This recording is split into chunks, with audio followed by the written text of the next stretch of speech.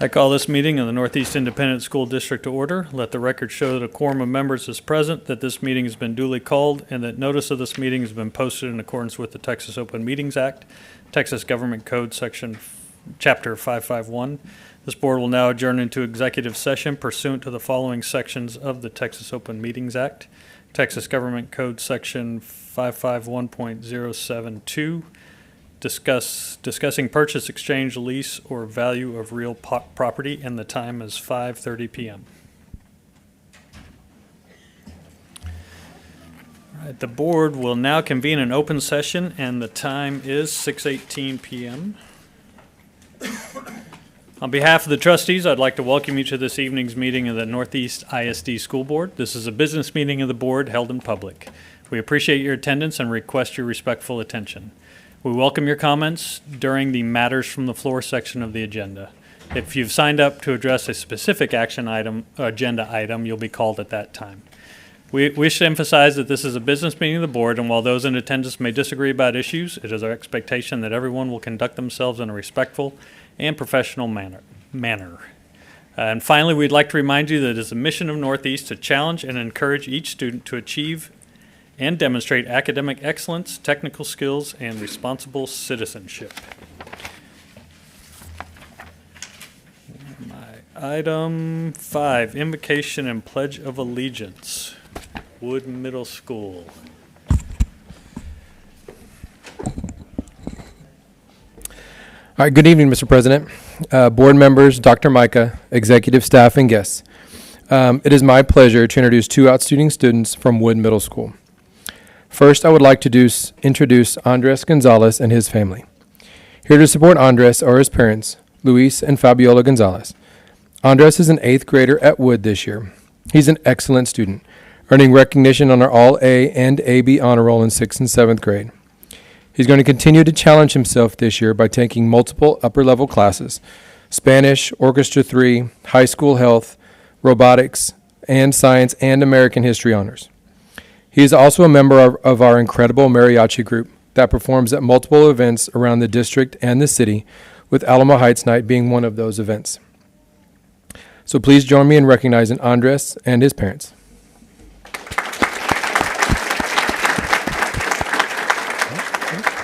All right. And Andres, if you'll please lead us in the invocation.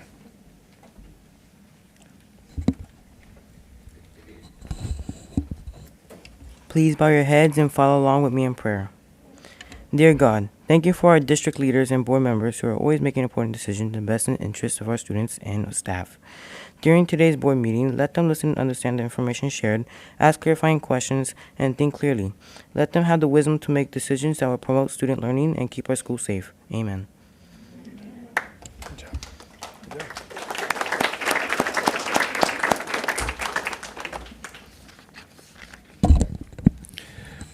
Now it is my pleasure to introduce Amelia Guerrero.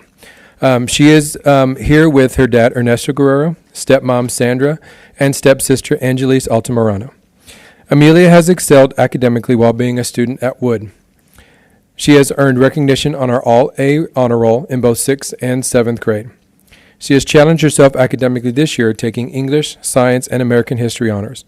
She is also taking several high school credit courses in art, health, and Spanish. She is one of our avid students and was a member of our soccer team and A-team basketball team in 7th grade. And I'm hoping she does that again this year. Please join me in recognizing Amelia and her family.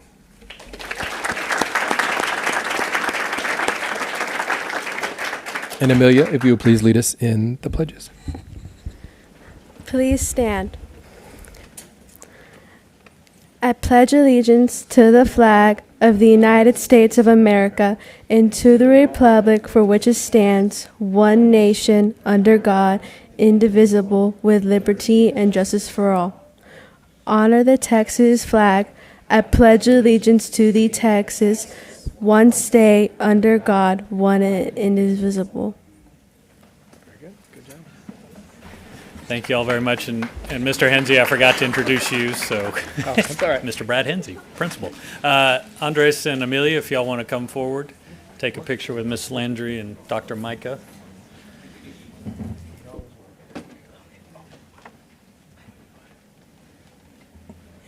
And parents, if you want to come into the middle, take a picture, you're more than welcome to.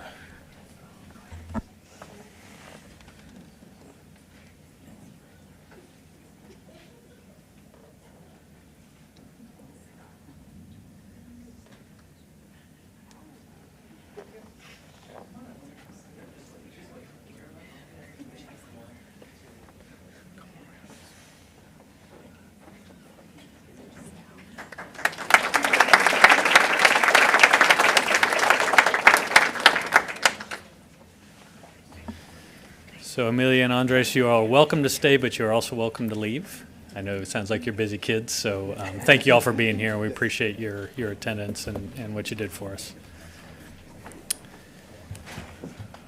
Item 6, recognitions. A, convocation student panel participants. I want to everybody have a little patience with us as we go through this. We have a lot of awesome kids that we're going to recognize and their families that are here to help take pictures and see them as well. So we're going to try to do this as efficiently and respectfully as possible. So we're going to be changing out people taking pictures and everything. So, but Dr. Micah. Yeah, thank you, Mr. Byer. So, look, for you guys all at least attended one convocation. And I want to really thank the students and the parents. I had this vision of bringing kids on stage and getting to hear their voice. Mr. Byer, you remember this when I first took over as superintendent. I had 3 key priorities, and then the board at that time added a 4th, which was student voice. And to me, this was the culmination of that student voice, was bringing them on stage. Now, look, I can't imagine being, for some of them in elementary school, standing up and sitting in front of that large audience and doing, but they did amazing. And their voice was so powerful. And I will tell you that during the first week of school, I went and visited 18 of our schools. And every single school, I said the same thing. What do you think of convocation? All 18 schools said that was singularly the best convocation you ever did. And it's thanks to the parents and to the students for making that happen. So it's truly my honor this evening, and it is. I think we had over 50 students respond and 181 adults, which is awesome. I'm glad you all are here. I haven't been this excited in a long time. But we are going to go ahead and start recognizing cluster by cluster. My dream was to get them all in one room, but with 181 guests, that wasn't going to happen.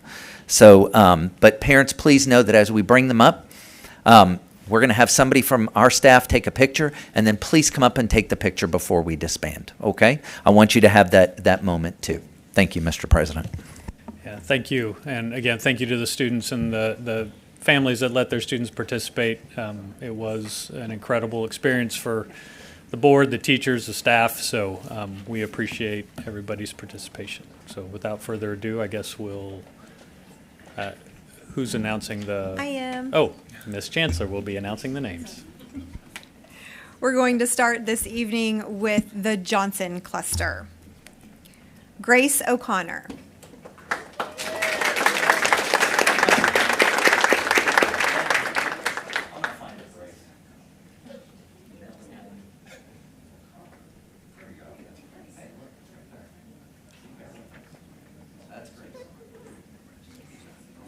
Ellie Wolfe.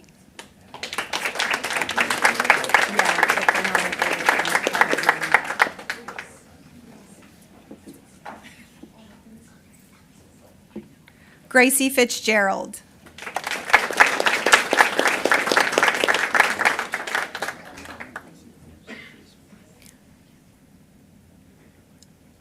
Luke Martinez.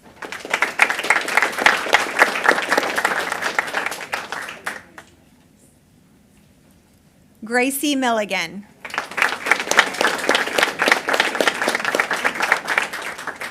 Troy Balagan.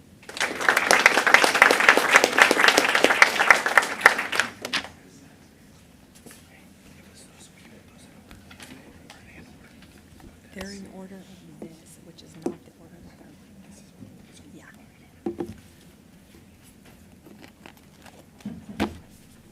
This is Reagan.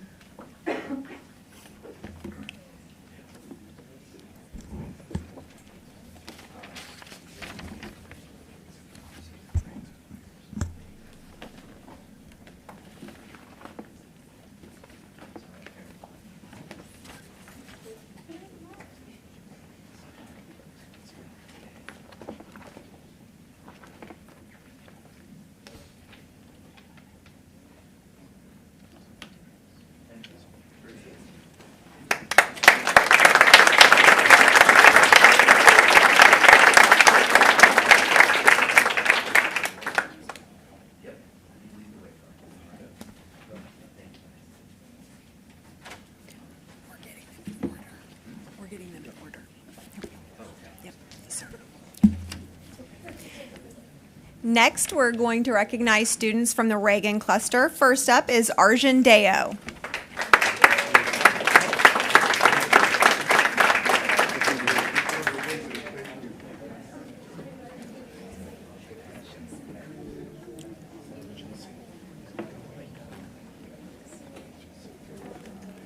Braxton Myers.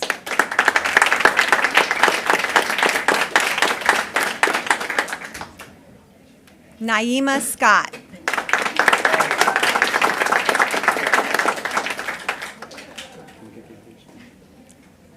Sophia Harrington.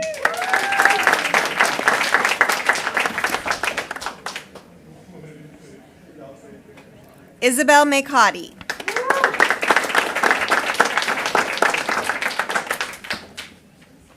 Aram Nandan Mehta.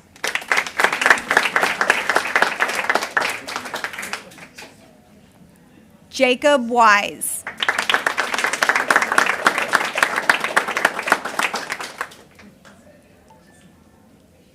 Chelsea Saldana.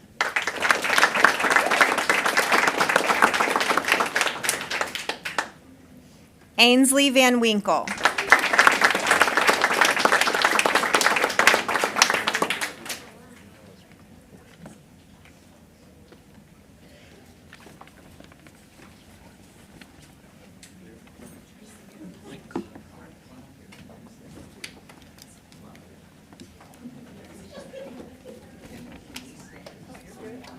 So good. I can't see anything now except for these things.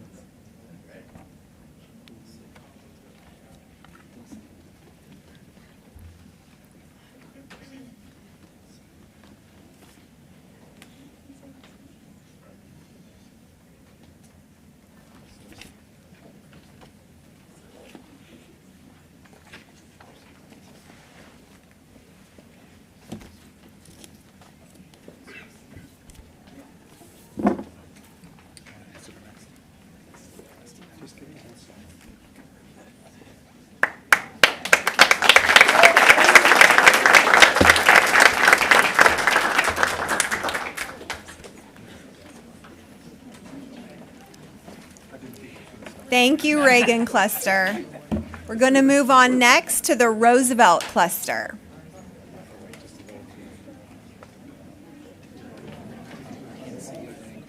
You need these two? Miss Thompson gave me these.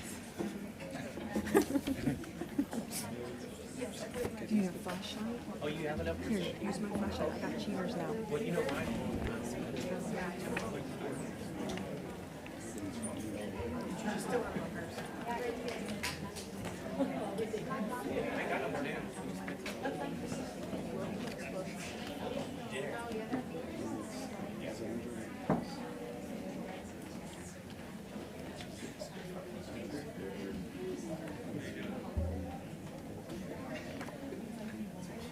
Always terrifying.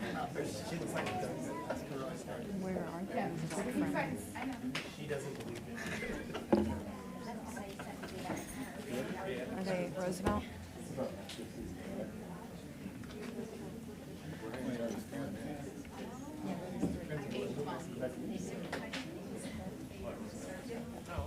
So we're good.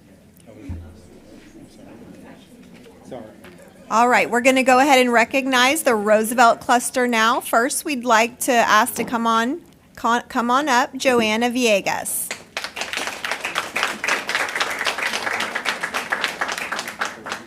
Peyton Wheelbacher.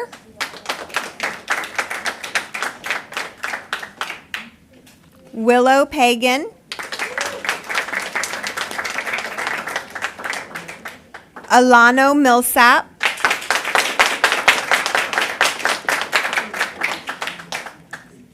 Eliana Acosta.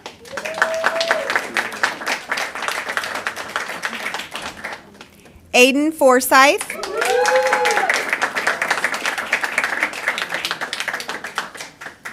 Miriam Villegas. And Aaliyah Speaks.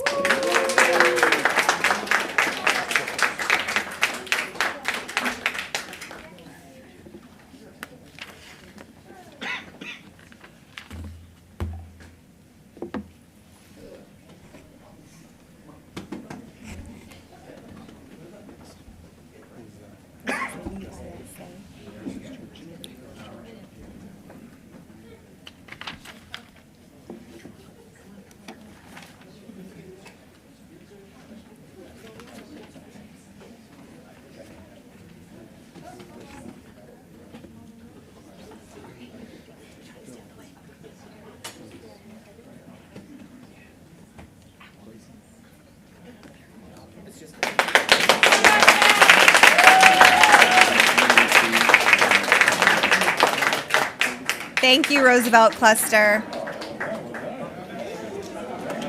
Am I?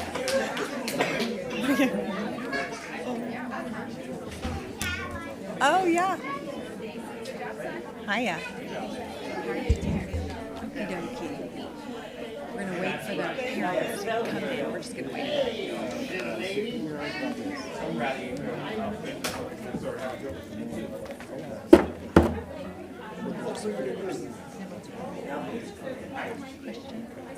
Christian, got it.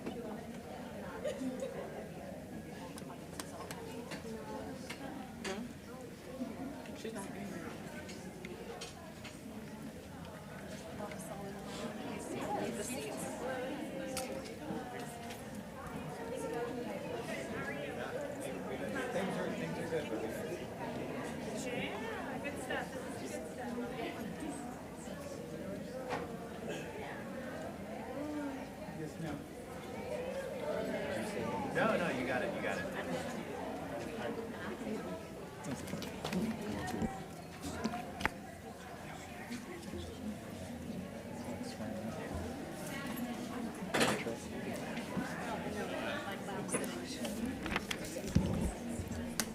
Now for the students from Lee ISA Cluster. First, Emilio Lopez III.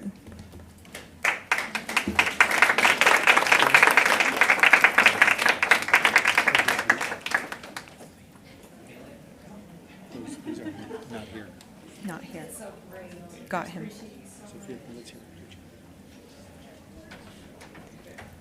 Carmen Trujillo.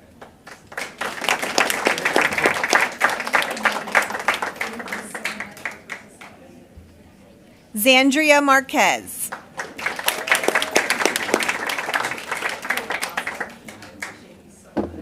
Valeria Vega Pina.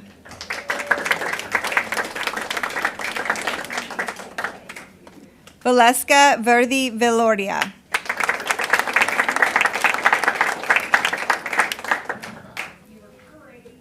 Devin Taylor.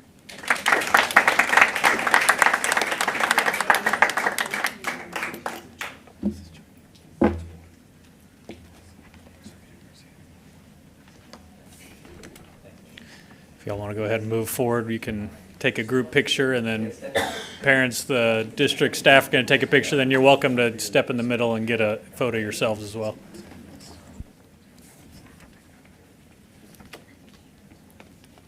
All right, parents, you're welcome to come on up. Whoever will take a picture.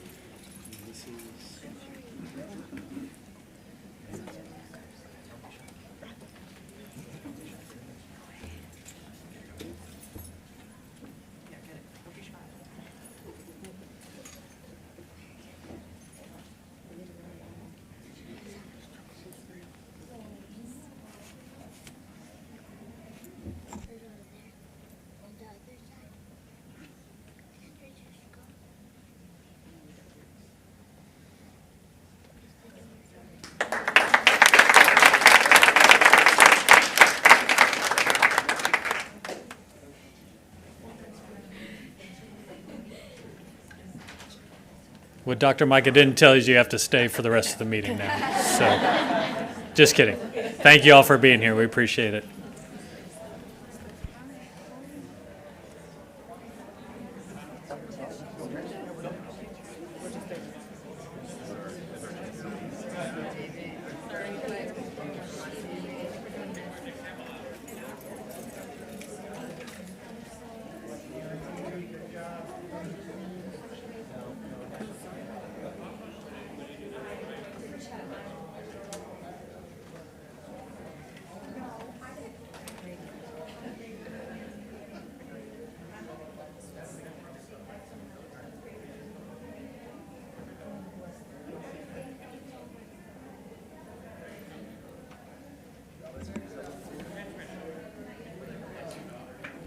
Next, we'd like to recognize our students from the Churchill cluster, Jimmy Curry.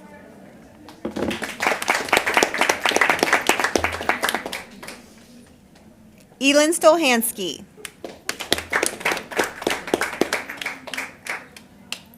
Arden Shea.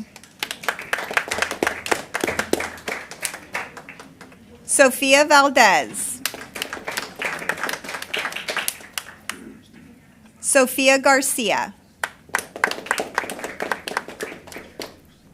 Cayman Sprague.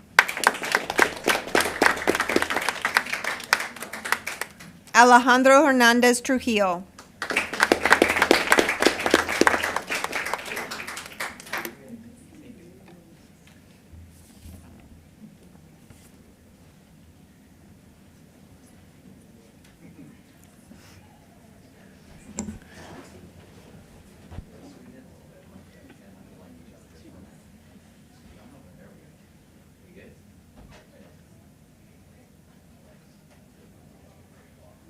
All right, parents, you're welcome to stand up and come take a picture.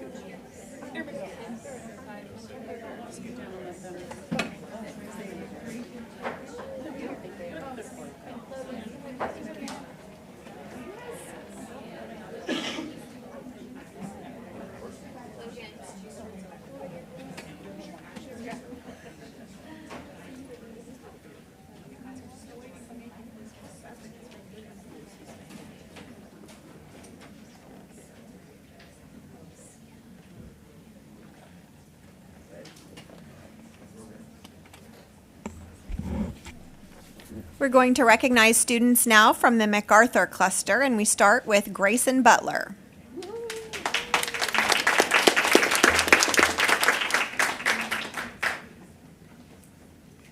Taylor Della Giacomo.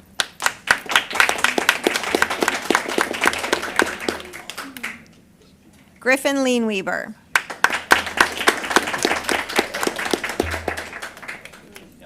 Valentina Momsaliz.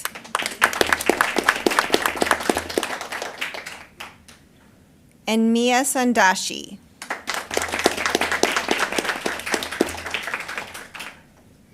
And these are our students from the MacArthur cluster.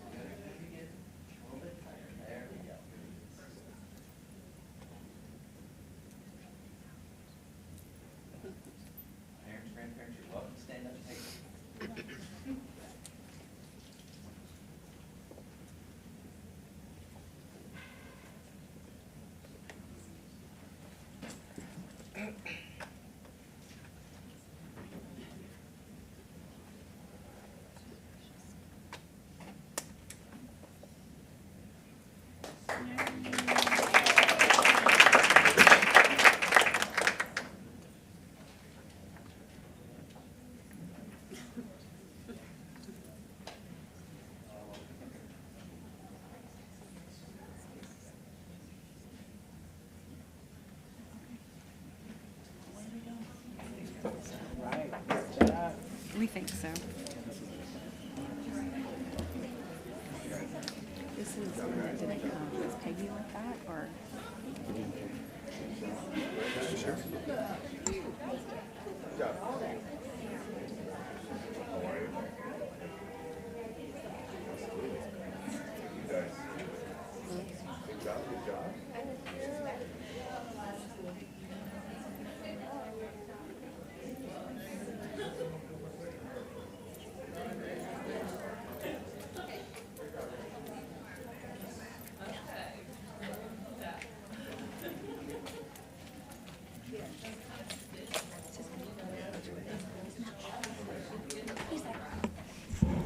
Now for our kiddos from the Madison cluster. First up is Jacqueline Menchaca.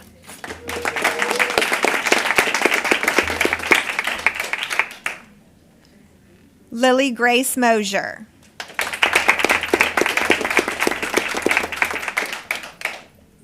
Christian Ellis.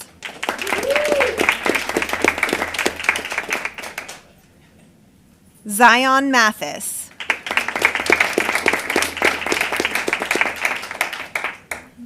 And Aiden McCulley.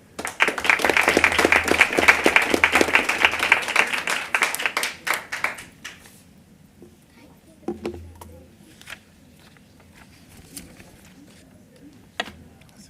done, everybody. We're done. Thank you all for your help.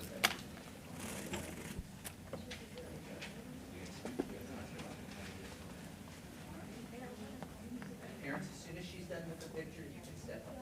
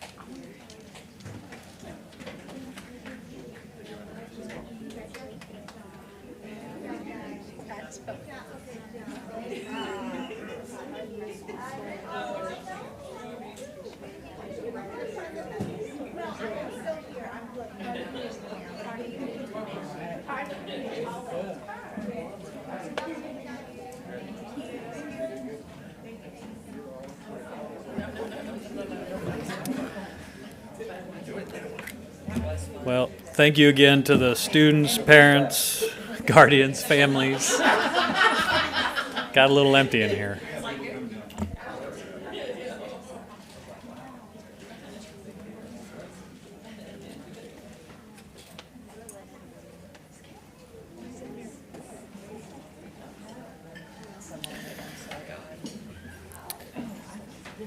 All right, item B, President's Acknowledgement of Special Calendar Events. We missed last week. It kind of was between meetings. Last week, September 1st through 5th, was National Payroll Week. So thank you for all our payroll people, and hope everybody got their checks. September 16th, next week, will be National IT Professionals Day. And I had to use one today to reset a password, so I celebrate a little bit early. And then October 2nd is Custodian Appreciation Day.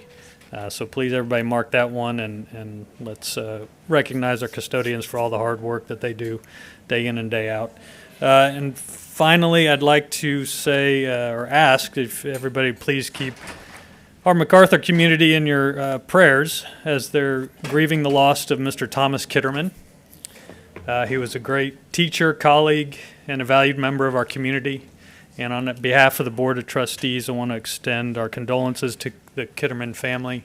the MacArthur community and all those that are affected by this. So we'll miss him. I know a lot of his students will miss him dearly, and I know his family obviously will miss him as well. So keep them in your thoughts and prayers over the coming weeks and months and years as they go through this process. So item 7, matters from the floor. Trustees welcome comments from the members of the public during this time of the meeting. Generally, board members do not respond to public comments during the meeting, although members may request further information or a future agenda item on a matter raised during public comment. As explained fully in the board's written procedures for this time, the matters from the floor portion is a limited public forum. Accordingly, speakers may present on a topic related to district business for up to 3 minutes, but are not permitted to make 1, personal complaints about an individual staff or board member that should be raised using the district's grievance policies, 2, a personnel action, 3, a student disciplinary matter, 4, a complaint about a particular student, or 5, pending litigation. Any person who persists in speaking on these topics after being directed not to do so will lose the remainder of their time to speak and may lose their privilege of addressing the board at future meetings. If you signed up to speak on a specific agenda item, you will be called up when the board reaches that item. Please remember this is a business meeting of the board. Any person or group engaging in outbursts of any kind, causing disruption to the meeting, will be warned, and if they persist, will be removed from the meeting. This is to ensure that all speakers have an opportunity to make comments without interruption, and that the board members are able to pay full attention to speakers without any distractions. We also welcome written comments at any time, either through email at board@neisd.net or by mail care of the superintendent's office at 8961 Tesoro Drive, 6th floor, San Antonio, Texas, 78217. Ms. Thompson, the board secretary, will call your number, and she will also be the timekeeper. Number 1.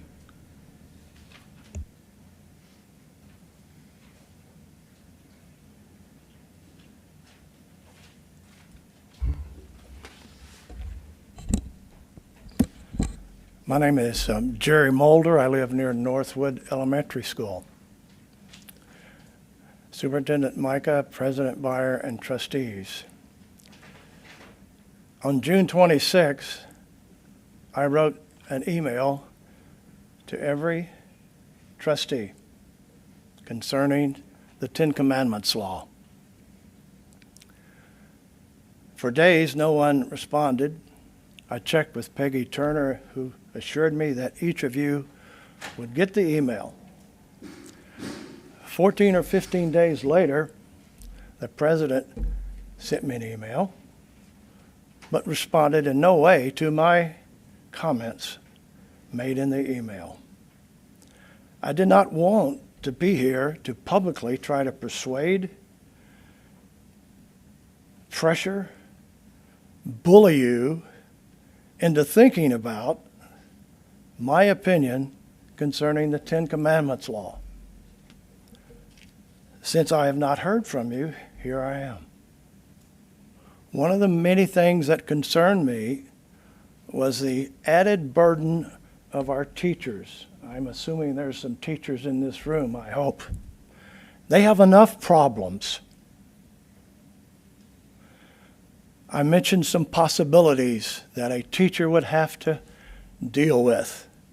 So in my short couple of minutes remaining, imagine an 8th grade girl at Garda Middle School who saw the 10 Commandments, did a Google, then went to Exodus 20, found out that there was a lot more that were not in the posted 10 Commandments. And a phrase in Exodus 5 or 6 is, I'm a jealous God. So she approaches her English teacher, say, and ask, who are the jealous other gods? I would hate to be a teacher to deal with that. They may not even have an answer. Board members, you may not have an answer to that. Or imagine a junior or senior at MacArthur, who's had quite an experience in a American history class about the Civil War, and he too looks into the actual Exodus 20, 10 Commandments. Thinks Sir, that's about time. it after that Civil War education and ask the teacher. Sir, that's time. Time is up. Yes, sir. May I finish my sentence? Are there other people here? We have some other speakers tonight. And if you want to send us the email Yes. about it. Yeah, Mr. With your Byer, extra- I've sent yes. you I understand. Ms. email, Mulder, and wait. I've gotten no response Yep. from none of my board members. Thank you. Number 2.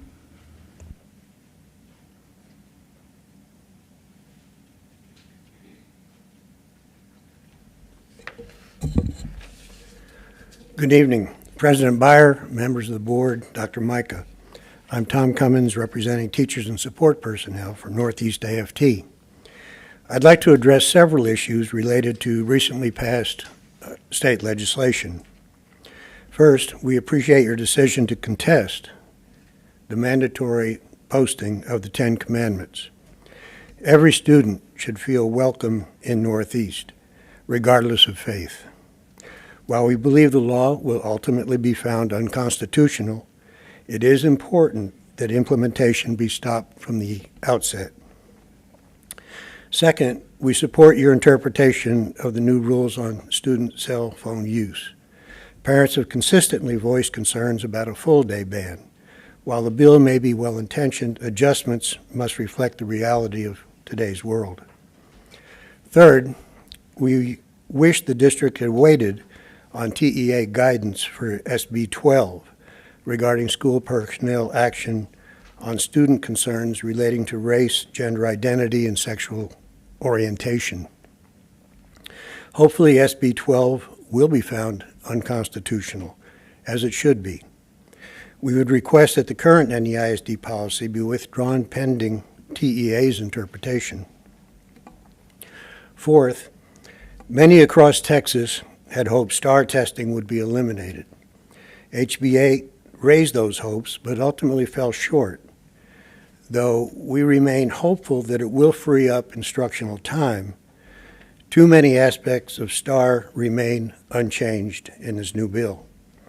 For example, the new tests still carry punitive consequences, as the A to F accountability system tied to student scores remains in place, and those scores may still determine a teacher's salary. We also had hoped test development would be placed in the hands of an independent, reliable company. Instead, the responsibility lies with the appointed Commissioner of Education and the Texas Education Agency, where politics too easily shapes decisions. We will continue to hope that HB8 delivers real reform, but at this point, it looks like high-stakes testing under a different name. Time will tell when it takes effect in 2027, and we can only hope for the best. Thank you for your time. Thank you. Number 3.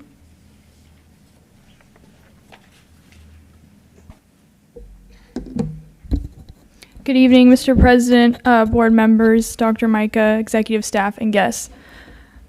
My name is Grace Shook. I work for Club America. We are a nonpartisan organization of 501c3 nonprofit that works with high school students across the country. I am the high school field representative for the Alamo territory, and our mission is to encourage students to become leaders for future America. I'm not sure if most of the parents left here today, but I'm here mainly to speak to you and anyone else who might be interested. We have 1,200 chapters across the country. We really focus on student leadership.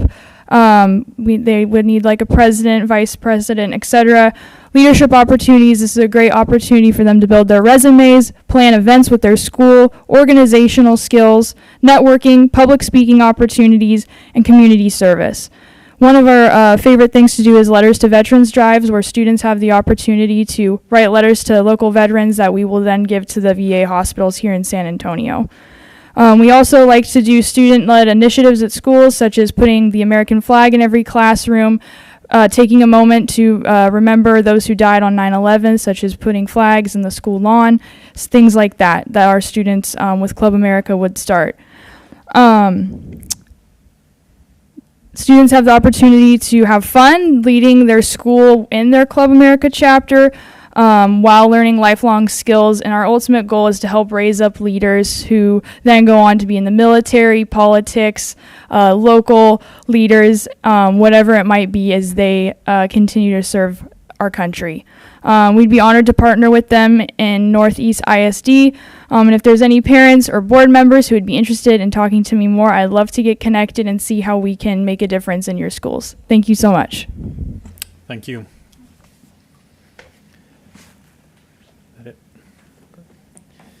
Item 8, matters from executive session.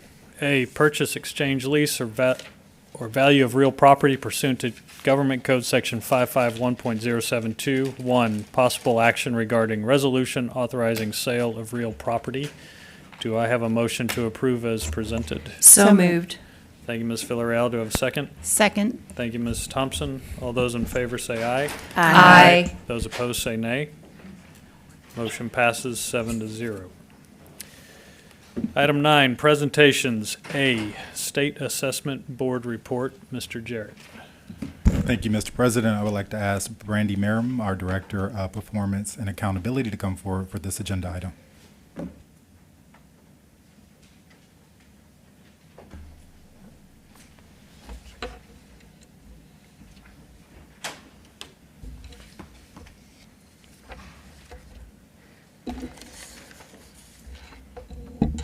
Good evening, Mr. President, board members, Dr. Micah, executive staff, and guests.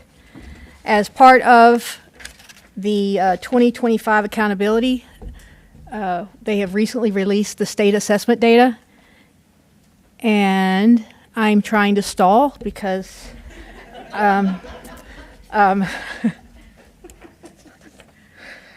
so as part of that, I'm going to share some 2025 STAR data with you. Not going to spend a lot of time on it. Hopefully everyone's got an opportunity to review it ahead of time, but it will be posted. Okay.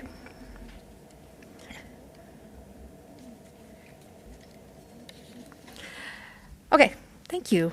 Appreciate that. Okay, so to go through each domain. Domain 1, STAR is pretty much what Domain 1 is. It has to do with 100% of the elementary schools. STAR is 100% of the middle schools, and STAR is at least 40% of our high schools. So each graph I show you will look like this. The light blue boxes are the state performance. So the light blue boxes with the dark blue line is the state performance. The orange boxes is the regional performance, Region 20. And then the dark blue are the NEISD scores, okay? So this first graph is all students, all subjects at the approaches level. So that's the passing level when it comes to EOCs. So that's the passing level. Of course, what we feel is passing is more closely aligned to MEETs because we wanted to be college, career, military ready. So we'll also share the MEETs level performance for each graph. So again, this is all students, MEETs level performance. Dark blue is us. Then we're going to go through each subject area. As you can see, on just about every subject area, we are outperforming the state and the region.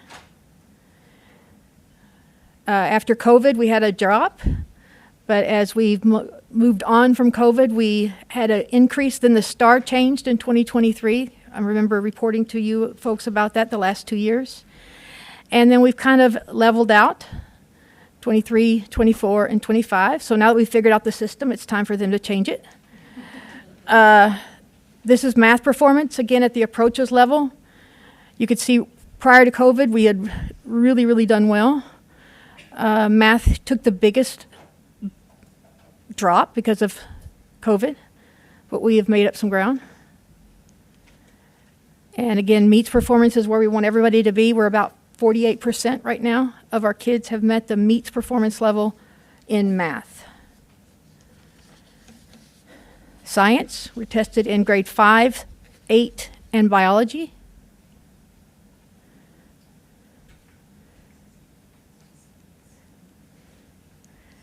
And then social studies, again, we're tested in grade 8 and U.S. history for social studies.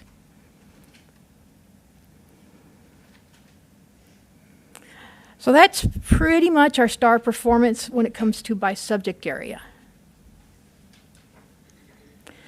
So the other part of that STAR relates to is school progress. So school progress is scored, it has two different parts. Part A is about academic growth. Every student growing a full year from the prior year. So every student growing from meets to meets or growing from masters to masters, or even a student who is in a lower bucket improving to the next bucket. We've talked about that again also.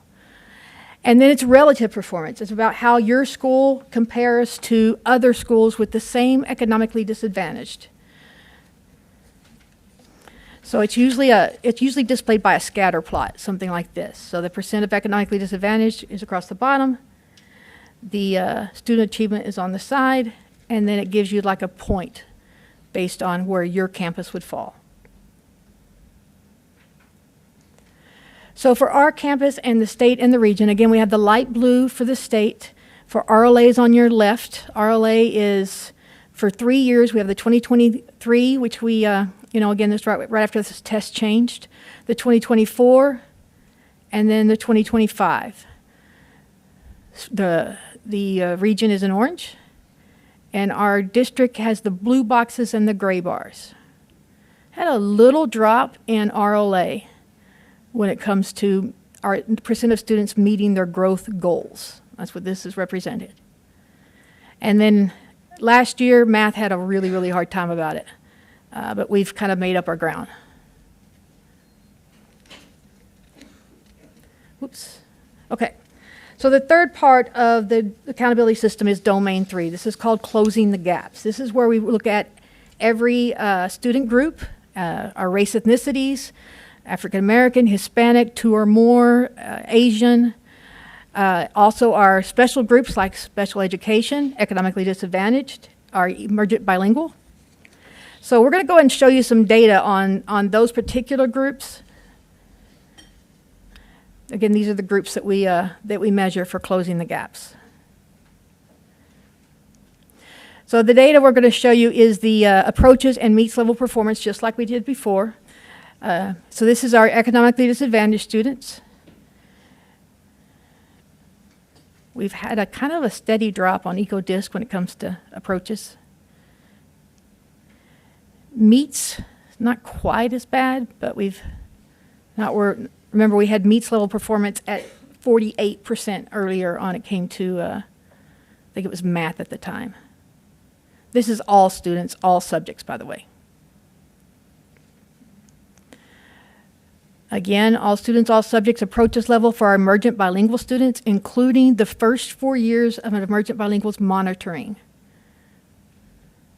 So we are tied with the state here. And our meets performance for the same group. And then finally, our special education. Approaches performance level. And meets.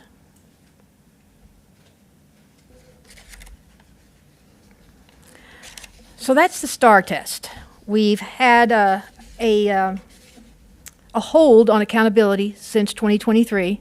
The 2023 data was released, I think, in the May.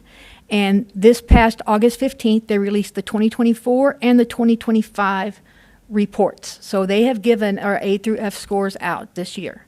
So we're going to talk about that A through F rating for the district and for our campuses. So the A through F rating is based on 70% of domain 1 and domain 2A and 2B. So it's whatever we do best in. And then the 30% is the closing the gap. And that's how they determine the overall grade. So in 2023, when they released the scores back in May of 2025, we had 20 A's, 14 B's, and 20 C's. That's 78% of our campuses were an A through C. Now, we expect all of our campuses to be an A through C. But for 2023, our district score was a 78.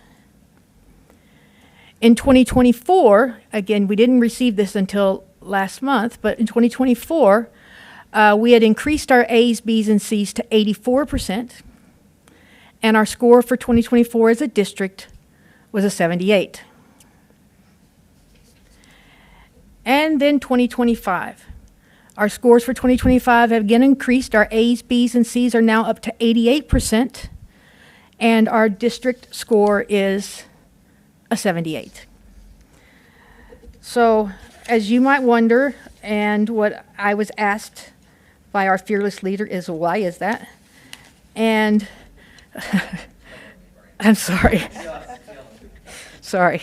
So, this is our performance over time. Now, the what if in 2022 is when the state provided us an apples to apples comparison is what they said it was, but it was a different test and a different way to measure growth. So it didn't, to me, feel like an apples to apples comparison, but okay.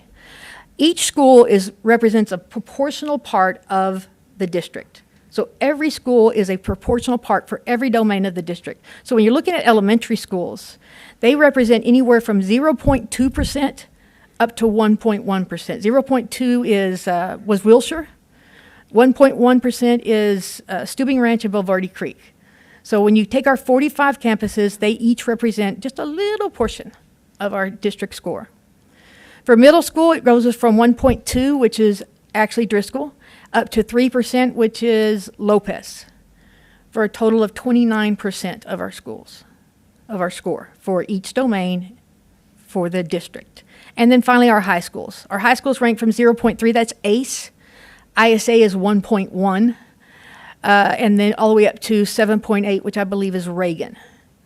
So when you think about how we had increases in A's, B's, and C's, it depends on which schools were increasing from the lower areas. So this is a pie chart representing all the schools in our district. And 45 of those are elementary. Those are the little bitty slices in the top right. The middle school in the bottom right, and the high schools on the left. So I'm going to color those for you. So elementary, middle, and high. So when you're trying to figure out what our score is, it's important that we make growth in every school in order to get that score up. This is our A's, B's, and C's for each elementary, middle, and high school. And I think the A's are green, the B's are blue, C's are purple, and the D's are the pretty little red color. And so when you put that all together, this represents our district. And so when you're trying to figure out how to get away from the C, we've got to have less purple and red in order to get away from the 78, the C. Sorry, Dr. Micah. So TA also gave us distinctions. We've been waiting on these. Distinctions are kind of important because this is how we shine, all right? So the distinctions are based on every student being compared to similar demographic profiles. Every campus. So every campus is compared to other elementary, middle, or high schools. It's compared based on their economically disadvantaged, their percent of special education, their percent of EB, the percent of mobile kids, and each campus is given 40 campuses to compare to. And based on those 40, it determines if you've earned a distinction. You have to be distinct among them. You have to be in the top quartile. So in the last 2 years, our campuses would have earned, or actually did earn, multiple distinctions. So here's the number of campuses that earned at least one distinction for our elementary, middle, and high, for a total of 108 distinctions in 2024 and 116 distinctions in 2025. I want to shout out some campuses. These campuses each earned 5 or more distinctions, which is a certain celebration for these folks.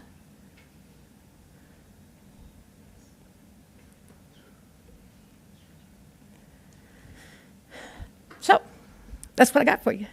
So in summary, We do have some things to celebrate. More than half of our overall scores at our 70 campus have improved from 2024, including 64% of an increase in A's. The number of A's went from 14 to 23.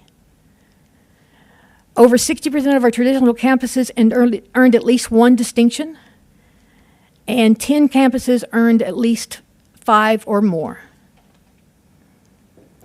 There has been an increase in potential college credit opportunities for our students beyond high school. So there's some AP, dual credit, and on-ramps that we are recognizing here. So there's certainly some room to celebrate.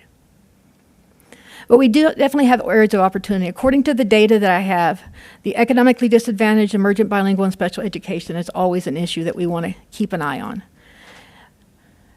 Also, we need to improve or continue to improve 4th and 7th grade math, compared to the state. 100% of our K-12 teachers will participate in professional learning this year on effective foundational math practices to improve instruction. 2nd through 5th grade will implement a supplemental resource for differentiated support.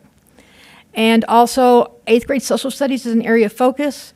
We're going to continue to build alignment between social studies, lesson progressions, and the curriculum. So we're going to follow those steps, including some professional learning that we're going to provide, quality instruction throughout, the use of technology, a balanced assessment system, monitoring the data and reviewing the data with principals once a month, and collaborative actions between our department, CNI, and the principals and the campus teams. Any questions for Brandy? Thank you, Ms. Merriman, for the presentation. I guess we had Ms. Landry first, and then we'll go to Ms. Chidgey. Thank you so much for your presentation. I love your charts and your graphs. And they're so cute and pretty, and they help a lot. And I have a question, and I think Mr. Jarrett tried to answer this for me last year, and it still baffles me. And I'm looking at the slide for star performance for all students mathematics, and I just can't understand why a test would be designed where even at the state level, less than 50% can achieve the goal. And are these and one question I have to add to my question from last year, are these developed like at a nationwide and then the states adapt and use it, or is this something the state comes up with? I just don't understand how that is. Magic question. So the state essentially creates these assessments, and they will use different people to vet them, evaluate them, and then they're saying they have to be guaranteed and viable assessments. The challenge that we continue to see is that sometimes there's a question where 0 kids get the question right across the whole entire state. How can that question be valid? And so if that test question is invalid, then how can you include that in the overall rating? So that's where I think we run into the challenge. It's not whether the assessment as a whole is bad, it's just that when the question doesn't show validity, it tends to skew the numbers, in my opinion.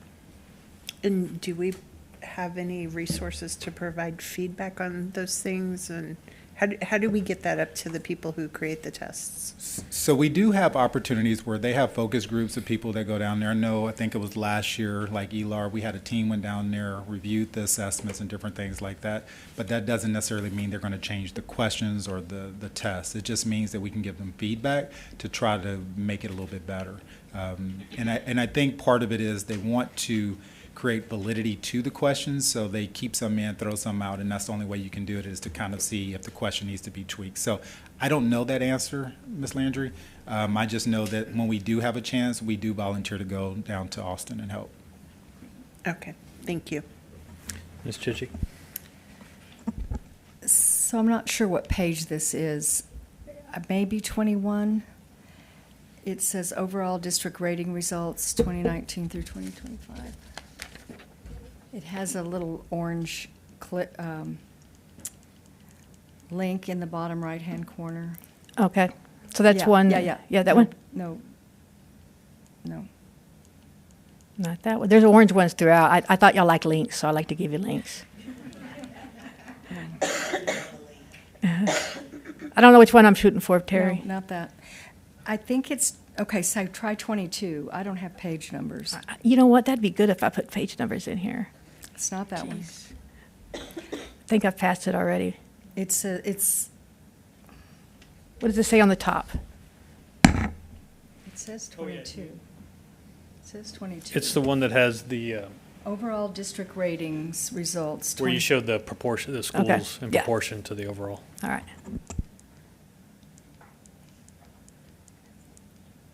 No, That's not it? that's it. Okay, that's it. Get the next, Okay. get it middle school and high school. There we go. Okay. Now, is your link live to click on that? Yes, ma'am, it is. Can you click on the link, please?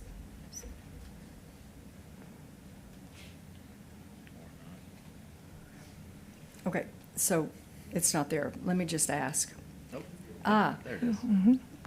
maybe you said this, but where is the, what, 2,417, what is that? This is an example. So, Okay, so example, it's not like it's the not num- our data, no. It's just provided by TEA to explain the system. If I tried to do it with our district, it would take multiple pages. Okay. So I this is just a apologize. one-pager I thought- example. Okay. Good question. I couldn't figure out where that number came No, from. ma'am. Okay, never mind, thank Okay. you. Yes, ma'am. That's it. Okay. I just have a question. I'm not sure if this is appropriate to ask at this time because I was looking at these beautiful little stars on this page where we have distinctions. And what I would like to know, because it looks like, you know, frankly, the state has it out for us, right? So how can we translate these categories going up and we're seeing distinctions? How can we make this happen across our entire district? I don't know if I can answer that specifically. I think it goes to what Ms. Merriman said is intentional planning. Like we have to look at kid by kid, action by action, and then yield results from each one. The only reason you can see that growth in each of those categories is that a child has to show growth and they have to jump a bucket. Dr. Micah seems he has something. No, go ahead. Oh, okay. And so really these schools right here have intentionally gotten kids to jump a bucket and achieve success or remain in a higher bucket where they need to be. We have to just make sure we get it done. That's at the end of the day. Well, I feel like if they can do it, if these schools can do it, then I know we have fantastic principals, we have fantastic teachers in this district. I don't see why every one of our schools is not listed on this distinction. So, because I know everybody is capable of getting our kids there. And especially if, you know, I was looking at this, I'm really proud, ISA and Almost Park, or Almost, and yes, I'm really excited. But I feel like if they can do it, is there a way that, you know, what do? Can we study the way they are doing it and then expand it? The answer is yes, and we are doing that. In fact, we met with every single principal if they had a C or below individually, and they basically created a problem statement. And then we outline resources that we can send to them, and we co-produce that plan of action. We also have campuses going out to some of these schools to observe, to ask for feedback on what they're doing. You know, you got to have culture, but you also got to make sure that your plan is executed. So we can write everything we want to, but if it's not executed on a daily basis, then we won't yield the results. And so we have to make sure that follow-through is there. But yes, it can be done. Okay, because I was looking at our scores across, and it seems like we can't break through that 78.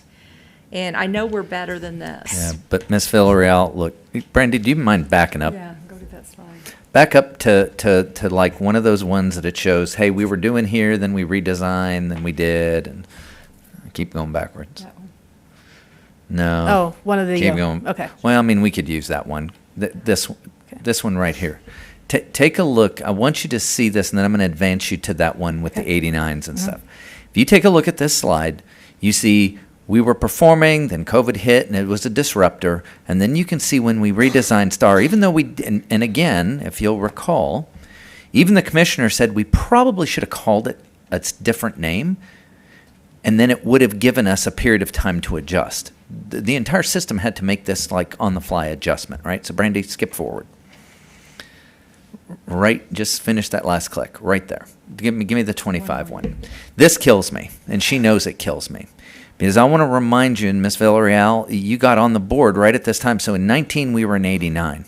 By 2022, we erased 5 Ds and 2 Fs, and we're still in 89. That's that complexity of that not all schools are equal. Not all A's are worth an A. Some of them aren't quite worth an A. Others are, right? So, Brandy, do you mind advancing to that slide where you showed the percentages? So you take a look at this, and look, we can play the game. You can go out and play a game and pick schools and say, well, these kids over here count more than others. We just don't do that. We're going to look at all kids. And so the thing is in this system, and I understand somewhat of why it's done this way, but this lens, when you start digging into how I've seen schools and school districts over time try to game a system, because you can be chasing these weights and trying to change your piece, but then if you have one failing school for too long, then they take you over as your whole district. So it's always this piece, and in the end, what I've just told Mr. Chair is we got to do right by kids, period. And some are going to get there a little bit. To me, like our schools are like our kids. Some get there a little bit faster than others, but the point is that we're making certain that everybody, in our last principal meeting, had a pretty heart-to-heart with our principals in the room about what really matters and how to get back to really focusing on these things. Because I think we get distracted sometimes through other items. I'm going to talk about that here in a little bit. But, we got to stay focused on this, and that's what we've all taken time and really refocused ourselves back to our core mission, which is education. And in the realm, this is the public-facing piece. And it's still hard to explain to people that 78. Because imagine if I told you, and you have 3 kids, well, one kid's worth more than these other kids, so we're going to focus on that kid. Like, I can't do that. It's just not right. Like, they're all important. No matter what school it is, we're going to continue to make certain that all of our campuses are above the line, but it's going to take some work.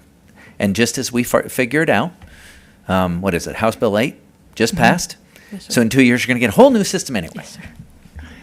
And this is what it does, is so you asked Ms. Landry about how in the world can we create this? Look, the moment we all start to do really, really well, shift changes, grades go down, you just start to do really good and everybody figures it out. We switch it up and do it again. And it's just like this weird dance that we do every so often. Because the moment you start to, everybody achieves pretty well, a new change is put in. So they game the system. Well, I don't know if they're gaming it. It's just that's what they're doing. They game the system. Well, one thing I would like to add, Ms. Villarreal, and Brandy showed you this last time. The scale changed as well. So it depends on who walks in that door. You have to a kid can grow a lot exponentially, but if that kid doesn't hit this mark, it's a 0 point. So the school has done everything to get this kid to grow at a very rapid rate, but even just because they didn't hit a mark, that's saying that they fail. And so that plays a factor into that accountability as well. We don't accept that. We're saying we still can jump that kid and get them to that place. So when I say kid by kid, that's really what we're focusing on. Well, my question, though, is because I see, like I said, ISA, Castle Hills, almost all these wonderful, they're really doing a great job. And it's just a matter of how we can implement that, all the way across the district. Yep. And I Ms. know, I'm V, asking a lot. 2 of those principals just presented at the principal meeting about how they're doing it. Oh, I love Okay. that. That's awesome. So they're Okay. helping lead leaders in what they did that made it effective. Oh, that's Okay. perfect. Thank you. Correct. And we had probably another 50 campuses that aren't on that list that did earn some distinction. So I was just pointing out those who earned 5 or more. So there's probably another 50 that did. Yeah, because that's just the ones that kind of went, wow. But yes, okay. Well, and that was my question. Thank you for your report. I really enjoy your reports. Shout out Wilshire, by the way, for those amazing distinctions. Yes. But where can we find the schools that have achieved at least one? Because that wasn't in here, and I think we have to celebrate. I know you only have so much room to give us stuff, but time. Where can and time? Yes. Yeah. I don't know. We can send you something. You can find everything on texasschools.gov, but I'd be happy to provide you a list of those distinctions. Miss Shelton, I'll go ahead and have Miss Merriman send you all a list. It's the one that you gave me, I think. You want to just give them that? Yeah. I mean, we'll just take a look at it, Okay. and Thank we you. can send No it to problem. you so that you can see all the schools that earned at least one or more. Right. Thank you. No problem. So I know a 1 day of a test does not make a student, and we Yes, sir. obviously recognize. I hope everybody recognizes that. But I did want to get your opinion on the sort of the slight slide we're seeing on some of the economically disadvantaged, special education, emerging bilingual.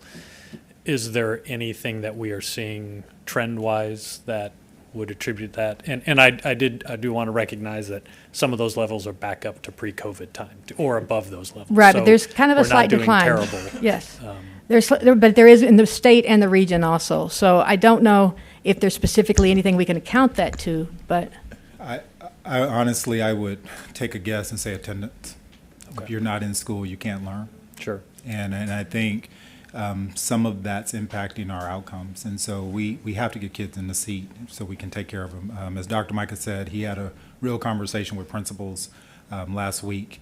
Part of that was when kids are in school, in our schools, they're learning, and they're learning at high levels. But if we don't get them there, it's going to be a challenge. So we have to do some things to get kids in school on a daily basis. And similarly with social studies, we're focused on math a lot, and now we've got another one popping up, and I again, could be attendance, could be just that progression of learning, that kind of thing.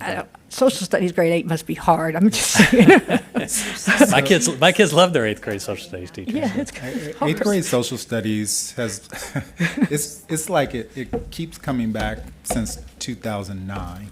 And I don't know what it is, but it's something that I know Ms. Schaefer and her team has reevaluated the curriculum, looking at line. But I think some of it is we're going to have to increase the writing skills, and I think that will help improve performance. But I know her team is working on it right now. And on the math side, remind me, where do the ham kids fit in? So they're categorized with the grade that they above- tested at. That they tested the at. grade that they tested at. So, for example, our 4th grade ham students are tested with 5th grade, and our 5th grade ham tested are with 6th grade. 6th grade, Mhm. okay. And so that's pulling a percentage of kids out of, let's say, either 4th Fourth grade or or 5th fifth, grade yes. and moving them up a whole. Yeah, for a whole campus, grade. it doesn't matter. Sure. But when you look at the graphs, yes, you would notice that. Yeah. Yes. Yeah, okay. I want to give a shout out, though, to somebody that did something pretty cool last year. All right, and it actually happened at Roosevelt, Miss Shelton. So the principal approached a teacher there. He has no idea I'm trying to talk about this, but his name's Coach Severance. All right? Coach Severance, some people call him the kid whisperer. All right? Coach Severance agreed. So just so you all know, Algebra 1 freshmen, all right? These are students that have historically not done well in math. They probably have not passed math along their journey, all right? These are kids that are struggling. So Coach Severance agreed to take all of them, okay? And what I'm talking about, folks, is 48 kids in a classroom. Yep, right? Mind-blowing.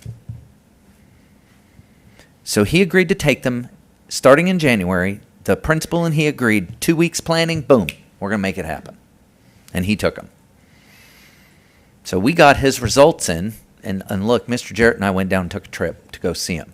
So statewide, the average for first-time pass is 32, correct? Coach Severance got 82. Yeah. Yeah. So when you talk about things, Mr. Jarrett and I went down there because I want to know what he did, because that is worth replicating, right? So he's working with the principal and them to come and present kind of how it happened and how it worked, because that's a practice that's worth taking out.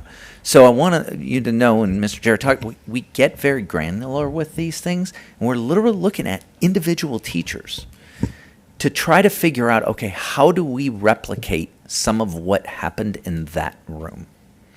So we're always looking at it. Coach Severance, though, did it. I mean, he just, and truly, Ms. Shelton, if you get a chance, you should go over and meet the man. He's about the most humble person you'll ever meet, because he just kept saying to me, I didn't do anything different. I'm like, well, you did, though. You can't do 50% better than the state average by doing nothing different. You've done something different. Now the challenge is to extract what that difference was so that we can package it to take it elsewhere, because those are the kind of practices that have a lot of promise that lead to these types of things. So Coach Severance, I know I didn't tell you that, but you're a celebrity, and I think he's a rock star. He had 90% growth. 90% of his kids met their growth goal. So even those that didn't pass did very well for them. Yeah. That's incredible. It's incredible. Miraculous. Yes. Wow. So, Mr. Jarrett, you also mentioned the principals that have been given, I guess, developed action plans. Do those then roll into their campus improvement plans kind of as a living document? I know that we looked at those Yes, earlier sir. in the year. That's part of the process. One of the things that we believe is collaborating and building partnerships with the school. We don't want to go in blindly and say, we're going to do this to you, but how can we do this together? And so as Dr. Mike was talking about Coach Severance, a lot of times we have to leave our office and get on the dance floor with the people, listen to our teachers, listen to our staff, and ask, what can we do to help you? And so that plan that they create really allows us to say, okay, I see where you're trying to get. These are strategies you're trying to implement. How can we help you?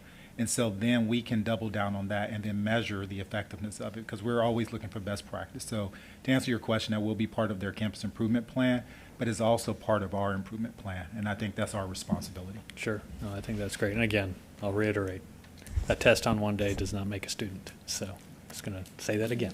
Ms. Shelton. Can I just ask, Mr. Jarrett, are you going to play the Michael Jackson, get on the floor and dance with me when you go into the classroom? For you, Ms. Shelton. Do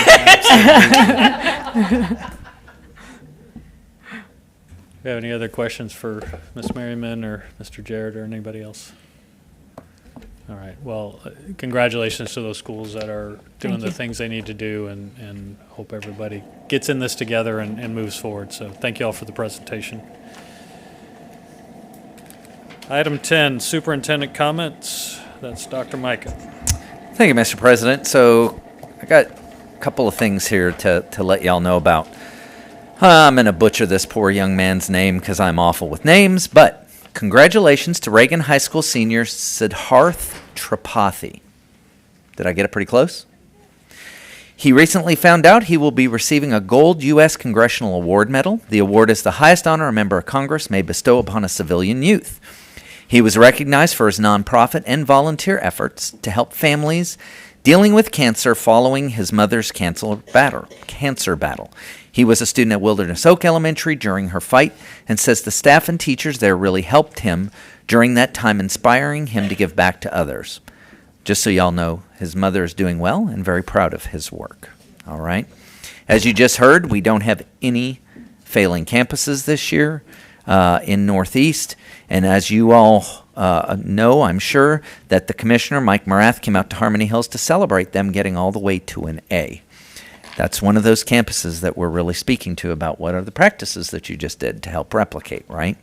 And she is one of the principals who just spoke at our principal meeting.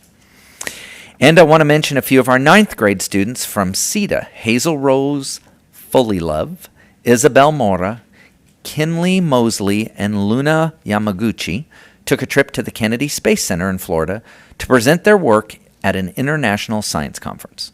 Their experiment was chosen to go to space so astronauts could test their theories in zero gravity. I'm very proud of them for being chosen. It really highlights not just the amazing CETA program, but the opportunities it offers, and highlights the caliber of the students that we have in the program. And so, Mr. Byer, if I just may take just a quick moment, I gotta say something, because this has really been weighing on me a lot lately. I don't know if you all, I've been in this business for 31 years, all right? And I'm to the point where I'm not sure folks understand the environment we're in right now. The 89th legislative session just ended.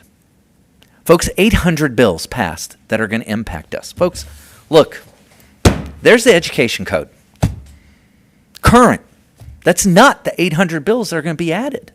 I can kill somebody with that book. It's ridiculous. It is so all-encompassing right now. And every time that we're spending time, folks, over there are a lot of good people. I hope you all know that. A lot of really good people trying to keep teachers, myself, and you all out of trouble in an environment that we're not getting guidance from. But I want to remind everybody, September 1, the law went in.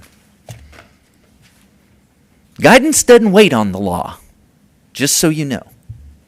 One thing I've seen over time that troubles me deeply, let me tell you this. Y'all know who Virgil T. Blossom is? Do you know what he did? What did he do that was famous, Miss? Yeah. He desegregated Arkansas schools. He wrote a book about it, in fact. Here was what was interesting when he wrote that book. What he talked about is the community was ready. It was the people from outside the community that created the problem for him. Folks, you have that problem, same thing here. How many times, Mr. Byer, Miss Landry, Miss Villarreal, you all have seen sometimes when something happens with a teacher, with somebody in our system, and some group gets a hold of it outside of our area, and it explodes. By the way, I've yet to meet a teacher or a paraprofessional show up to work one day and say, I want to break the law, because that's what I do. We are about the biggest rule followers in the world. The last thing you want is a problem. You never invite it. But out of no malice, out of no ill will, you make a mistake. I don't know. Y'all, I've been on this earth now almost 54 years. I'm full of them every day. And all I ask is for a little grace. A little grace for them, a little grace for me, and a little grace for them.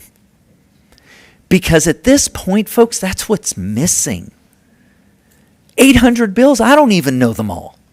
And all those folks are worried. Like, look, I will tell you, Mr. Jarrett and Mr. Jimenez, I worried about here the last few weeks. I've never seen them look like it, because they're drowning in all of this. All they're worried about is making sure you don't get in trouble. And we're going off of zero guidance, but an interpretation of what we think the law is. Even today, we just had a legislator push out, in my opinion, a very insulting tweet about nurses. Because they say, well, you didn't read Senate Bill 12. No, we did. I don't think you read Senate Bill 12 and what it says. And this environment is crazy. Folks, all we're trying to do is do right by kids. Keep them out of trouble. That's what we want. Miss Hurd, she knows. I worked with her. I know you knew I was going to say your name. But we did. And all I ever tried to do is make sure we were doing right. That's it. But in this environment, folks, remember this. Every time we get off on this stuff, remember those stars you want to see there, Miss V? That takes me away and those people away from those stars. That's what it does. Every time we're dealing with something, we're not dealing with education. And you know what I've learned over time? The only thing I ever hear them preach about is we're not doing well for kids. We're failing schools. No, we're not. Not failing at all. But we're getting distracted. And I'm tired of being distracted. I am. Tired of being distracted. Because I got into schools, by gosh, to make a difference in kids' life. Those little people, and those are bigger people, that we honored tonight are why I do what I do. It's why they do what they do, and it's why they do what they do. Because they care deeply about them.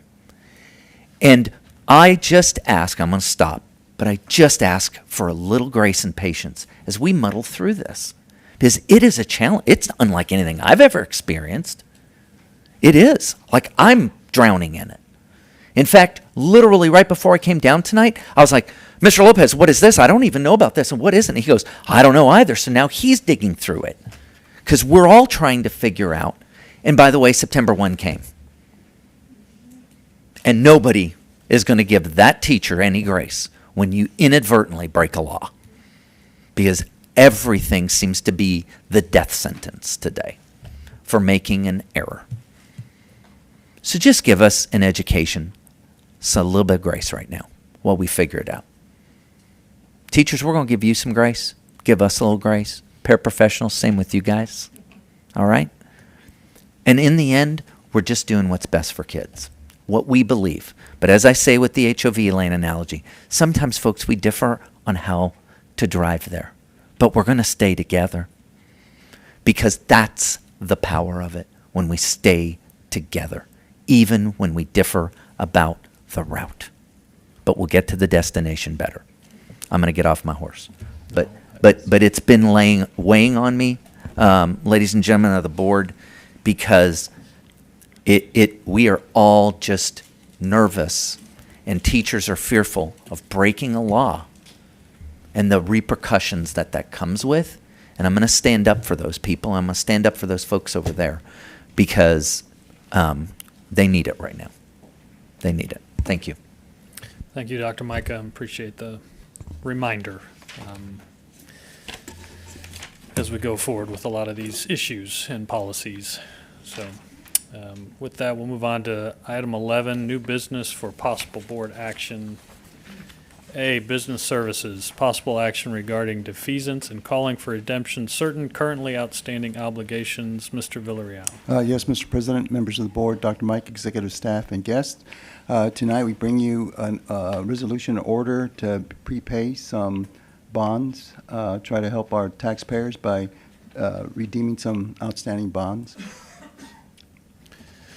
I think everybody was provided the resolution that went along with that. Are there any questions from the board for Mr. Villarreal?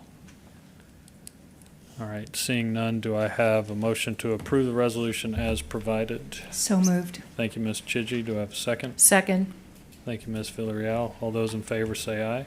Aye. Those opposed say nay. Motion passes 7-0. Item 2, possible action regarding tax rate designee. Mr. Villarreal. Yes, Mr. President. Property tax code requires that someone be appointed to be the tax rate designee, and tonight I'm bringing my name, I guess, to be able to do the calculations that we're going to be talking about, and Susie, and the calculations in the next agenda item. Sure. Thank you. But this is just to appoint it. By law, we have to have a designee. Yes, yes. Everybody was provided that information as well in their packet. Do you have any questions? All right, bear with me on this. I got to read a potential motion here. So I have a motion to adopt the resolution appointing the district's chief financial officer as a designated officer responsible for calculating and reporting the no new revenue tax rate and the voter approval tax rate as determined by state law. So moved. Thank you, Ms. Chidgey. Do I have a second? Second. Lisa. Okay, thank you, Ms. Thompson. Those in favor say aye. Aye. Aye. Those opposed say nay. Motion passes 7-0. Item 3, possible action regarding no new revenue and voter approved tax rate. Mr. Villarreal. Yes, sir.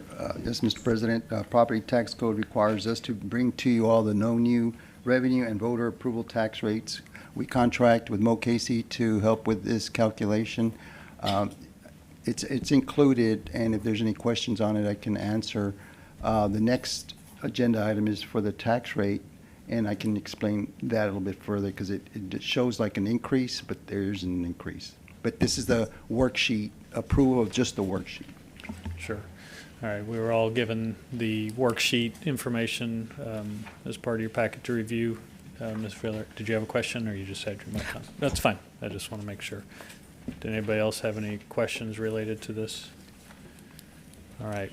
If not, do I have a motion to approve the no new revenue and voter-approved tax rate worksheets and information as provided.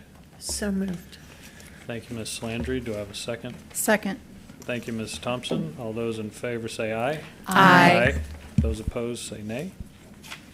Motion passes 7-0. Item 4, possible action regarding adoption of the 2025-2026 tax rates. Mr. Villarreal. Yes, Mr. President. We bring to you tonight hope for approval of our tax rate. It's made up of two components, the M&O and the debt service.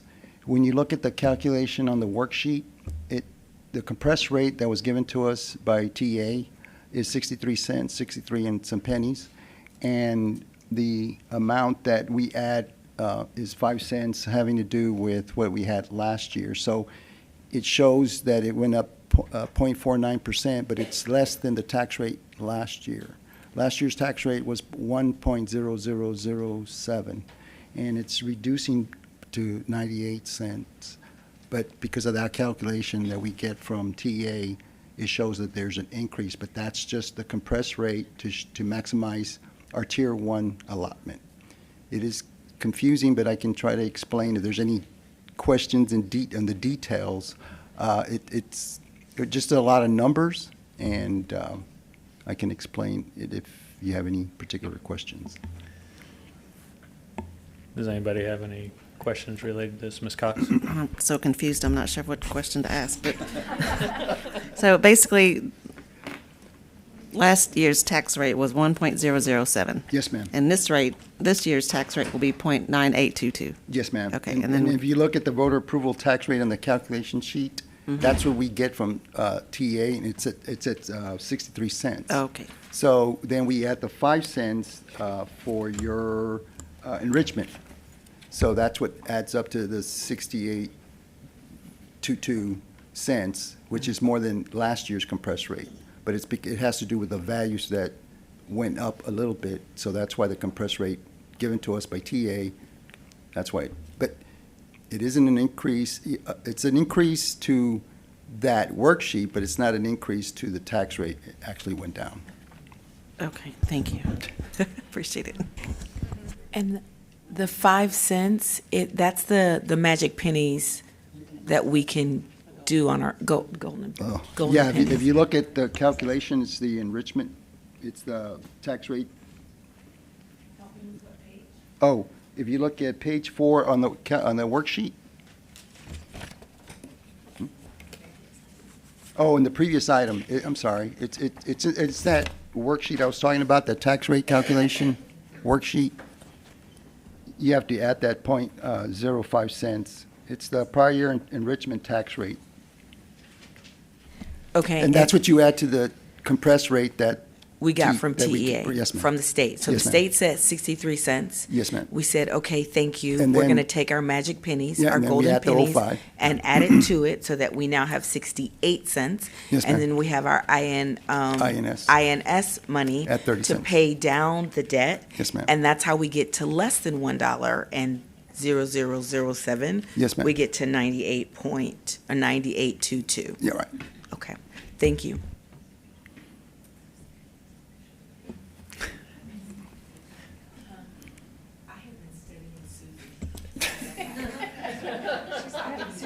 Thank you.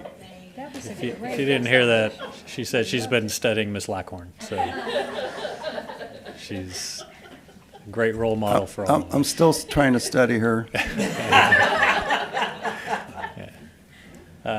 So we've gone down roughly 2 cents from last year. Yes, sir. So that's the important thing. We're at 98 and some change, 98 cents and some change. Any other questions from members of the board? All right, seeing none, do I have? What's that? Oh, I'd like to make a motion sure. that we approve this as written. I think she should. thank you. I have a motion. Do I have a second? Second. Thank you, Ms. Cox. All those in favor say aye. Aye. Those opposed say nay. Motion passes 7-0. Thank you all very much for all the work through budget and benefits and all that. So I think this is a culmination of a lot of months, and now are starting it again. And, yeah, and we're going to take the next 6 months off. Thank you. Sure, absolutely. Perfect. All right, item B, consent. 1, instruction and campus administration. A, off-campus physical activity certification for middle schools. 2, business services. A, budget amendment number 1. B, over 50,000 purchases. C, waiver of penalties and interest. 3, minutes from August 4th, 2025, August 7th, 2025, August 11th, 2025, and August 25th, 2025 minutes. 4, end of consent. Do I have any trustees wishing to pull an item for discussion? All right, seeing none, do I have a motion to approve consent? So moved. Thank you, Ms. Landry. Do I have a second? Second. Thank you, Ms. Shelton. All those in favor say aye. Aye. Those opposed say nay. Motion passes 7-0. Item 12, reports. A, awarded bid report. B, federal grants report. C, open records request report. They've been provided to you, but does anybody have any questions related to any of those? I have a question. Okay, Ms. on Landry. the federal grants. Ms. Lackhorn, on the grants, there's a requested amount and then a received amount. And I noticed that quite a few of the receives were greater than the requested, which is great. But how does that play into the budget?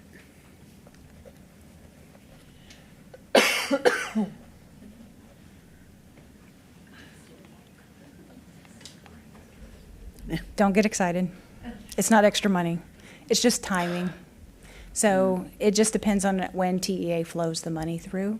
And so we have to submit reports and settle up with them. So not anything to get excited about that is extra funding. I'm sorry. I was excited. I know.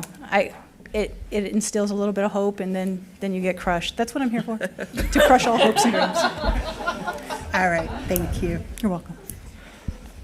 Related to grants, before you leave, role model that you are, I noticed that some were ended in 25 and they were going to pick them up in 26. So a lot of those were matching, but some did not carry over. Are we expecting those funds to be gone from us totally? So most of our funds will roll forward. This time of year gets super messy with federal grants.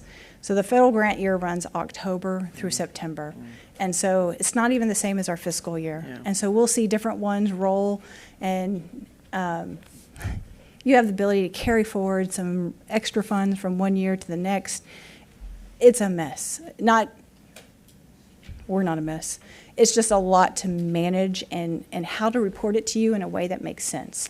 So in reality, we have all the same big federal funds that we have in each year, and we expect for October, that's called the 26 year, we expect that to be there too. And so you'll see more roll in as we go along. Some applications get done right away, some, they all have different timing. And so there's not any major concern. We've already discussed the one grant that was not straight from the government. It was from Catholic Charities that ended. That's the only major one that we've not major. It was not the same size as our big grants. That's the only one that's really fallen off. We did have grants that were frozen. That made a lot of headlines in July. Those have all been released. And so we're back to operating normally on those. Any other questions on the bid report, open records, or federal grants? All right. Item 13, discussion and possible action regarding board members' requests for items to be placed on a future agenda and/or requests for reports from the administration. Does anybody have a request? I do. Ms. Gigi. And I'm not sure it's a request to be on the board or just information about the Club America that was discussed. What do we do about that? Is somebody looking into that? Is it a possibility? I don't know if that's an email or what. Yeah, my suggestion would be is that I don't know that anybody in the district would have that information. It might be a situation where you look individually And if there are questions you have, maybe then we And can who go do I that look- route. You would have to contact Club America. So. She's still here. Yes, she's still here. Yeah. So But who in the district do I speak to? I don't know that we have anybody in the district that knows anything about it at this point. I, So, we don't know anything about that. yeah. That's, So my suggestion would be either speak to that individual or Okay. look on the website and get the information. And if there is something you would like to bring forward, then maybe do that at that time. Okay. Anybody else? Ms. Landry? And just one thing I wanted to ask, on the website where it provides the group email address for the board, it just kind of says, feel free to contact us, and it's got the group email address. I know our policy is that, that we leave the answering to you, Mr. Byer, as the president. Is there any way we can add something, maybe a link on the webpage that says, check out our board operating policies for more information, or something like that, so that there's more awareness? I know as we were coming up, Ms. Chidgey had mentioned that she gets a lot of questions about it. I've had a few questions, and I guess we've all had questions about why we're not all answering that email. Sure, and I would suggest, I'll look at I respond on behalf of the board.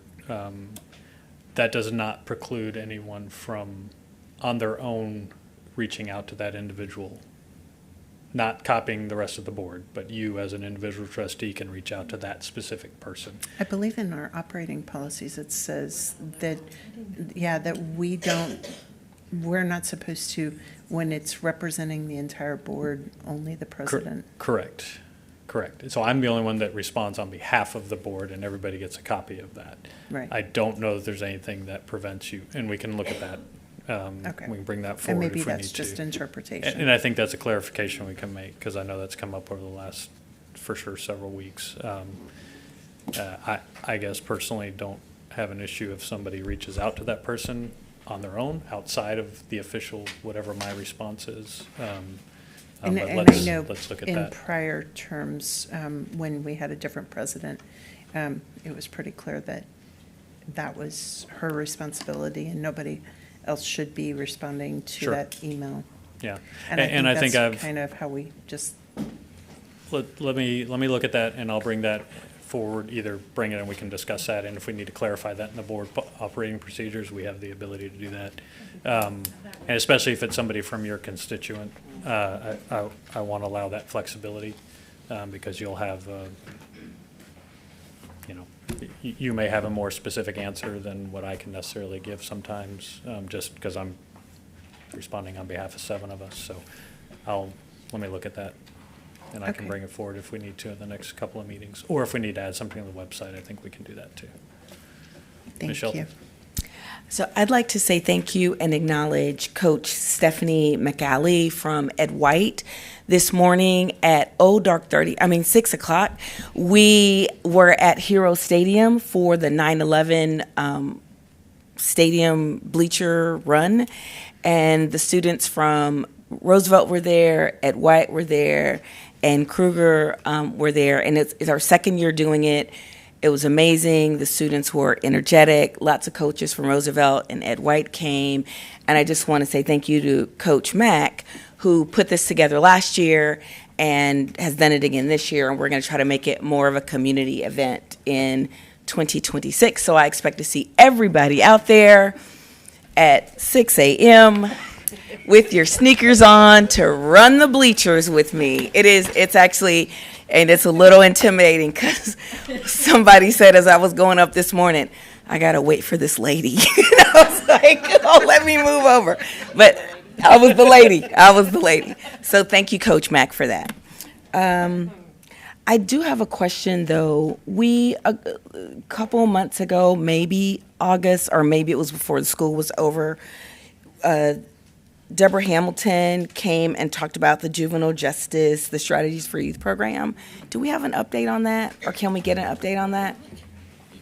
We can Hold we on. can have we That's can- not agendized, but we can send We you an can send an update to update. that. Okay. Okay? Thank you. Yep, because he's going to jump on the mic, but I will get with Mr. Jarrett, because I know he met with her, and to give you an update. Can we get an agenda item on that? Hmm? Just to have a you- discussion and, Yeah. and what's been, Do you want me to send you all the email, and then you can read it, and then you can decide through your board operating guidelines to say, I'd like this listed on the next? I'm not I would not sure where we're at on that process, but he can. I would recommend that if we can get an emailed update to all of us about it, and then once you see that information, we can go through the process of thank you. requesting that as an That would be agenda item, helpful. if needed. We'll get that to you tomorrow morning, or tomorrow sometime. All right. Any other questions? Or, sorry, requests? If not, item 14, adjournment, and the time is 8:05 PM.